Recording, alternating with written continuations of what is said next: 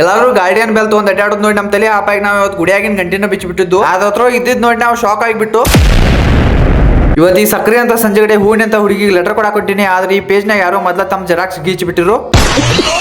ಆಮೇಲೆ ಈ ಮೂತ್ನೆ ಅಂತ ಮುಗಿಲ್ನಾಗಿಂತ ಮಳೆ ಐತಿ ಬಂದ್ಗಿದ್ದೈತೆ ಅಂತೇಳಿ ಜೋಳತೇನೆ ಜೋಕಾಲೆ ಹಾಕಿ ಟ್ರ್ಯಾಕ್ಟರ್ದಾಗ ತುಂಬೇಕಂತ ಹೊಲಕ್ ಬಂದ್ಬಿಟ್ಟವು.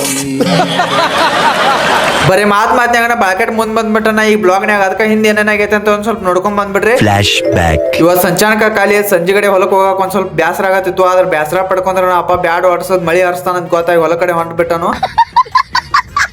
ಆದ್ರೆ ಇಲ್ಲಿ ಬಣ್ಣ ನೋಡ್ರಿ ಬ್ಯಾಸಿಗೆ ಬಂದ್ರು ಬ್ಯಾಸರ ಪಡ್ಕೋದ್ಲಿ ನಡು ರೋಡ್ನೇ ಬಿರುಗಾಳಾಗೈತಿ ಅಡ್ಡಾಡತಾನು.